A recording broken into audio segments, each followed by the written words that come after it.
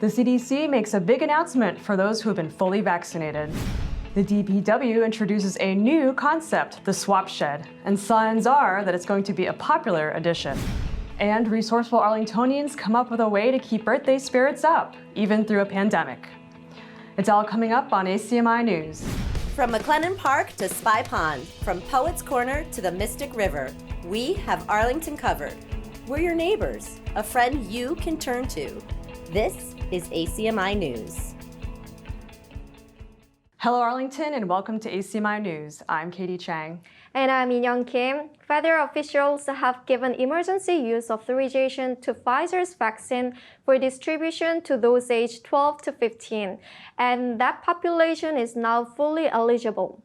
And in what may be a seismic shift in the battle against COVID-19, earlier today, the CDC announced that fully vaccinated individuals no longer need to wear masks outdoors or indoors in most cases.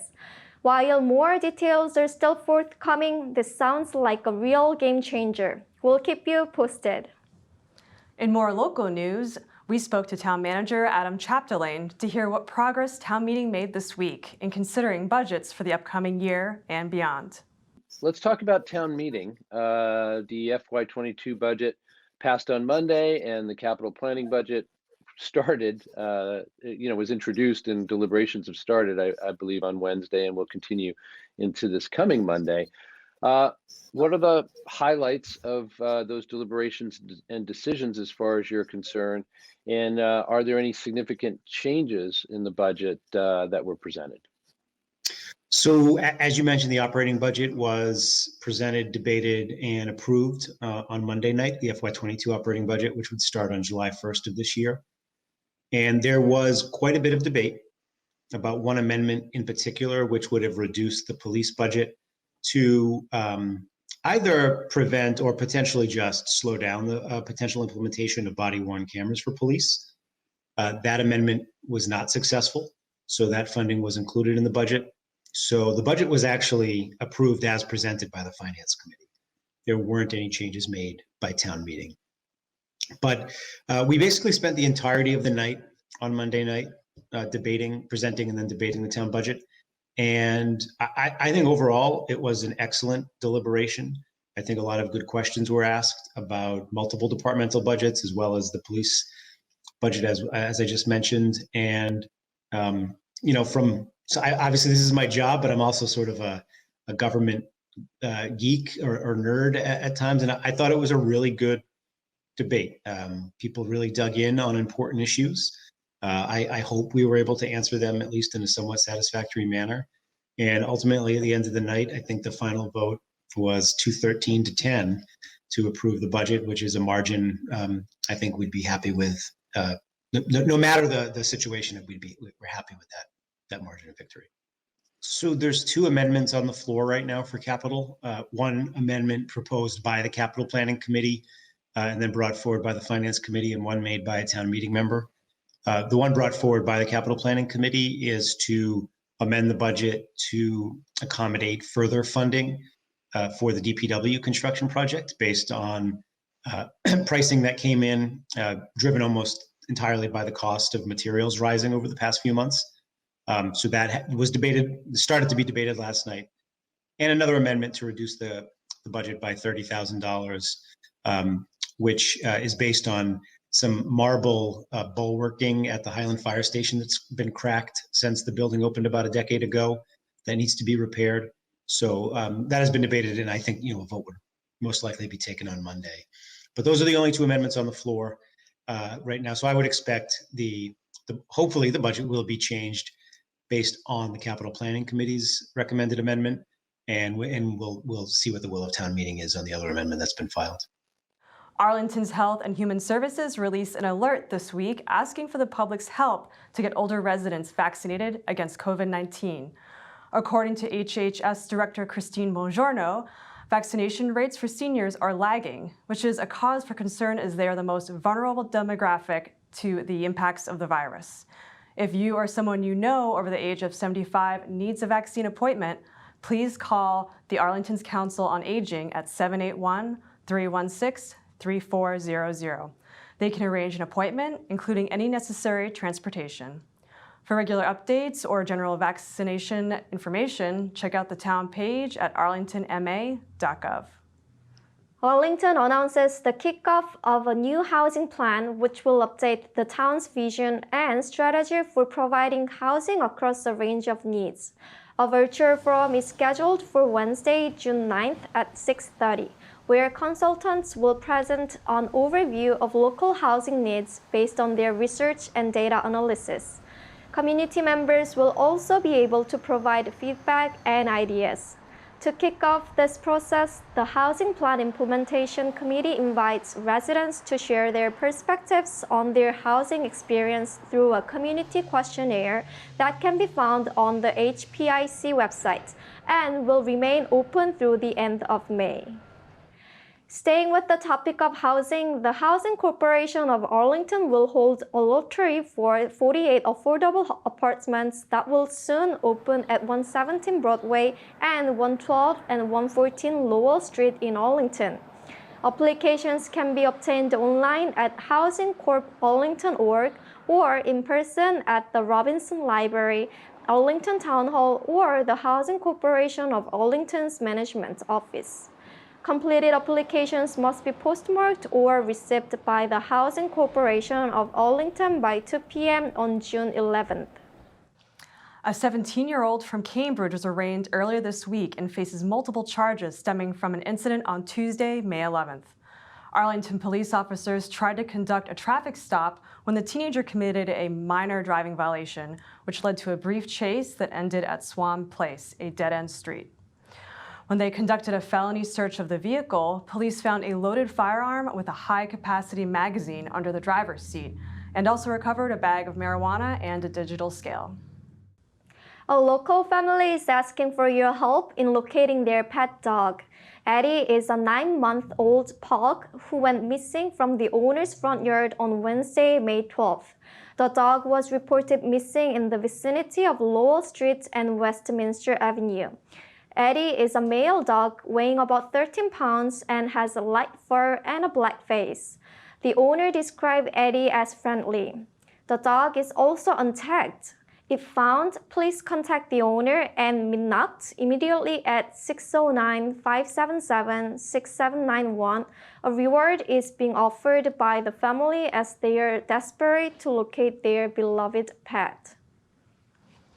We'll take a short break. When we come back, we get to take a look at what's in store at the Stop and Swap place at 33 Ryder Street. Stay tuned and we'll be right back. Located at the intersection of Mystic Street and Massachusetts Avenue, the Cyrus Dallin Art Museum has a terrific collection inside. And outside, there is history, sculpture, and architecture in the surrounding Arlington Historic District, and you can see it through a walking tour. Through this place rode Paul Revere. On Massachusetts Ave, British soldiers marched to battle and fought their way home. Over the years, beautiful buildings and sculptures were added as the town grew. Among the highlighted works of the tour will be the Menotomy Hunter and Uncle Sam, as well as the stories of the artists who created them. The Dallin Museum is offering walking tours leaving the museum at 6 o'clock on select Thursday evenings through September. The guided walk covers a half mile and lasts an hour. Reservations can be made through a link on the museum website, www.dallin.org, or through Eventbrite. Join us for the walk and then have a delicious dinner in one of Arlington's great restaurants. Hey Arlington, got a green ride? Tell us. We all need to shrink our carbon footprint, but who knew it could be this much fun? You did. Sustainable Arlington, ACMi, and Eco Week are sponsoring a video contest. From now to May 15th, send us a video that's 30 seconds to 1 minute long, telling us what you love about your favorite green ride: bicycle, an electric car, scooter, e-motorcycle, e-bike, or a walk, or something we haven't thought of. The first 50 entries will be reviewed for inclusion on the ACMi YouTube channel, website, and an ACMi TV broadcast. For more information, go to acmi.tv/ecoweeksubmit. Hello Arlington and welcome back to Studio A. I'm Young Kim. And I'm Katie Chang. The Department of Public Works is unveiling a new resource that looks like it could be a real win-win for the community. Senior news producer Ani Mosmani gives us a sneak peek of what's to come. I'm standing here at 33 Ryder Street where the Department of Public Works held its soft open of the town's first ever Swapshed on Thursday, May 13th as one of the many events that made up Eco Week. A Swapshed is a community resource center where residents can drop off usable items and take home items left by others. Items that are reusable are generally books, kitchenware, decorations, storage items, and even children's toys.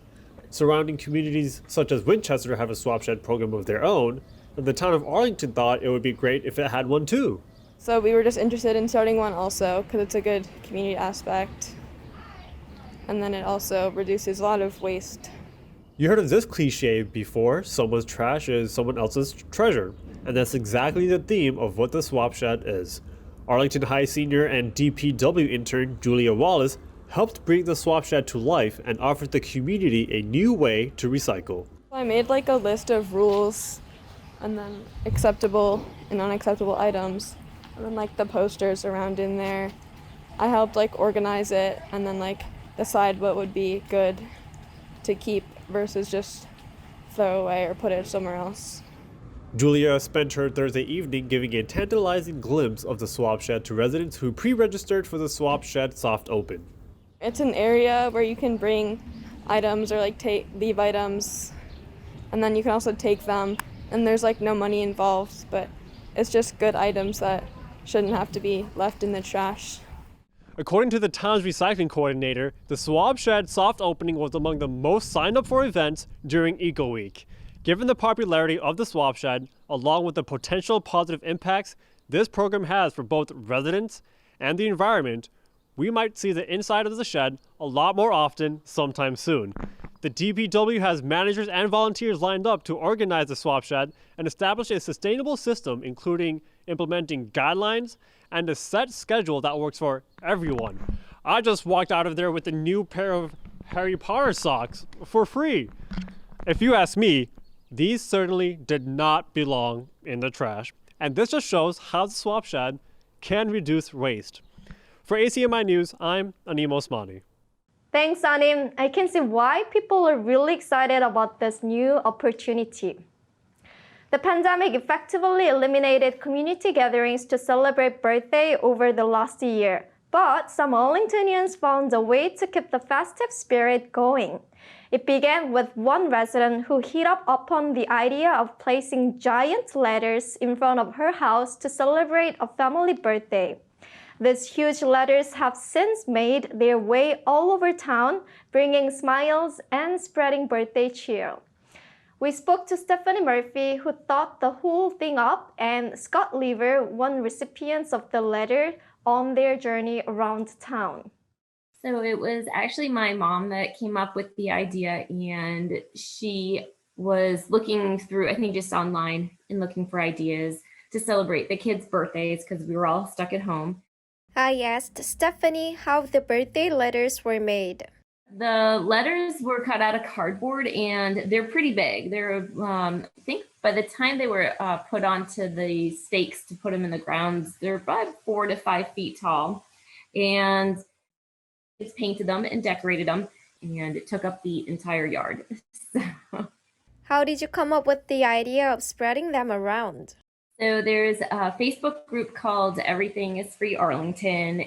Someone had posted in about November, I think, that they were looking for something for their daughter. And I responded saying, oh, I might have something for you. And so I asked her if she wanted the letters, and she said she had seen them actually at my house. She asked me if I wanted them back, I think. And I said, no need, just pass them along. And she did. And it took off from there. And it had nothing to do with it. Once they left my garage, I didn't have anything to do with it after that. They just kind of took on a life of their own. It's kind of funny to watch it go by, and yeah, apparently there's a waiting list. These are booked well in advance. These are just cardboard. And so I'm imagining that people are, having to fix them and tape them and maybe repaint them or restake them. So, it's kind of funny that they've lasted this long, which is fun. Scott Lever explains how the letters found their way to his house. Well, my partner, Jill Feckerty, was one of the people who picked up on organizing the letters. She helped to create the Google document and helped with some of the tracking. Someone else created the letters and they were passing them around Arlington. And then Jill got involved and she thought it would be a good idea to have them for my birthday in January. How did you feel when you saw the surprise birthday message? Well, I didn't let on to this, but I think I had noticed on Facebook that she had signed up for them. So I was a little bit suspicious. When I took the dog out for a walk that morning, I think the whole family got together, ran around and set up the letters in front of the house. And then when I came back after my dog walk, I saw them in front of the house and it was a big surprise. So we had a lot of fun with it. Only for a few minutes, really, or an hour, because I think they were on to the next house for the next birthday celebration pretty quickly. But it's turned out to be very popular, actually, and it's still going. They're still being shared around in Arlington. It's a lot of fun to see how Arlingtonians are creating their own traditions. We'll be on the lookout for the happy birthday messages around the town. Keep your eyes peeled too. The pandemic also changed how college commencements are being conducted. Last year, many graduation ceremonies were simply canceled, but the story is different this year. We take a look at how Boston College's class of 2021 will celebrate their special day. ACMi News correspondent and member of that graduating class, Isabella Turst, is our guide. Here on Linden Lane, BC seniors take a walk down memory lane as they prepare for their in-person graduation. Set in front of a classic Boston College backdrop, seniors pose for portraits to celebrate their last days before graduation. Boston College representatives released a statement saying that the May 24th graduation will be held in Alumni Stadium. According to the updated COVID-19 guidelines, the stadium can safely hold around 11,000 people, or 25% of its usual capacity. Each graduating senior is allowed to invite 2 guests to campus for commencement. After a year of canceled traditions, the school's plan for an in-person commencement ceremony comes as a welcome surprise for BC seniors. I'm very excited. It was a big question mark for a while because last year didn't get one and we haven't really been getting many activities to do as seniors, so being able to have a graduation is really, really nice. After this year of just everything being different and kind of crazy, it's nice that we have one normal-ish event. The ceremony will still look a bit different from years past. Everyone in attendance must register ahead of time and they are required to wear masks. The 2-guest limit also means that some family members are unable to attend the ceremony. Both my parents and my brother are coming. My brother can't go because of the guest limit, but my parents will be there. I think it'll be as close to normal as we can make it. I know all of my entire family wanted to come out for graduation, so that's been a plan for 4 years. So that's not going to feel normal. Not the graduation we imagined for sure, but I'm just so grateful that my parents are able to be there and we get something, unlike, the class of 2020. Boston College's graduation is just another sign of celebrations and traditions coming back into the forefront of our lives. For ACMi News, I'm Isabella Turst. Thank you, Isabel. Congratulations on finishing 4 years at BC. We're excited to know that you get to cross the stage on May 24th. Wondering what's going on at Arlington High School? Let's go to our Studio B crew for the latest Ponderscope. Welcome to the Ponderscope, your Arlington High School news, updates, and more. For the foreseeable future, we will be piloting 2-way hallways and stairways. To keep 3 feet distancing, stay to the right side of the hall or stairs. The 1-way travel pattern will remain in the cafeteria and just outside the library. Let's give a warm welcome to Willie, social worker Andrea Roszi's and AHS's new certified therapy dog. A friendly and cuddly puppy, Willie became a certified therapy dog in January and is excited to make some appearances at some lunches and classes and free periods, both by appointment. Please reach out to Roszi at arlington.k12.ma.us with any questions. Seniors, tickets for prom, which will be held on May 28th, are on sale until Friday, May 21st. While the first shift from 5 to 7 p.m. is full, there are spaces in the next shift from 8 to 10 p.m. Tickets are $10 and the link for purchase can be found in an email Ms. Bissett sent us. Now, as I say this for the last time, I'm Chandler Betts, and this has been the Ponderscope. Now, sending it over to Nick for a sports update. How's it going, everybody, and welcome to the long-awaited return of the ACMi Sports Update. Missing a few weeks gives us a ton of action to talk about, so let's not waste any time.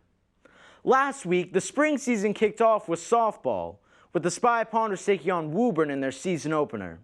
They unfortunately lost 6-1, but came back at home this past Tuesday to face off against Lexington, where they got a huge win in a high-scoring contest, winning 18-14. Next, we'll head to Pierce Field for some lacrosse action, with both the boys and girls varsity squads taking on Woburn last Saturday. Unfortunately for both squads, they lost, the boys by a score of 11-4 and the girls by a score of 10-8. Now we'll go back to May 6th, where both the boys and girls tennis were in action, with both teams getting huge wins over Woburn by scores of 5-0. Both squads were back on Tuesday to face off against Lexington. The boys unfortunately lost 5-0, but the girls won in a close one by a score of 3-2. With the spring season, we also saw the return of wrestling, another sport forced to move from its original season for this year. The Ponders didn't take long to pick up right where they left off over a year ago by getting a dominant win over Belmont by a score of 48-18. They faced the extremely tough Melrose this past Tuesday and were unfortunately beaten by a hair, losing the meet by a score of 34-33. Boys volleyball was also in action this past Tuesday against Lexington. In a hard-fought match, the boys sadly lost by a score of 3-0. Baseball had a big game last Saturday against Woburn, where they were able to get the W by a score of 4-1. Now, with 2 weeks' worth of action behind us, let's look ahead to some upcoming matchups. On Saturday, May 15th, baseball is in action at home versus Lexington at 9 a.m. Softball is on the road versus Lexington at 10 a.m., boys lacrosse at 11 a.m. versus Lexington, and girls lacrosse is on the road versus Lexington Saturday night at 6:30. And that's all we have for sports this week. Stick with us throughout the rest of these final weeks of school to stay up to date on all the latest sports news. From ACMi Sports, my name is Nick Antonakis. That is all that we have for today. Thank you for tuning into this week's newscast from ACMi News. For In-Yang Kim and the cast and crew of ACMi News, I'm Katie Chang, and we'll see you next time. You can always check out our latest segments and newscasts on the web at acmi.tv/news. And don't forget to like us on Facebook and follow us on Twitter and Instagram at ACMi News. Make sure to subscribe to our YouTube channel as well. You'll find us at youtube.com/ACMi News. If you have any news tips for us or wish to become a citizen journalist, we'd love to hear from you. Email us at news@acmi.tv or stop by ACMI Studio A at 85 Park Avenue.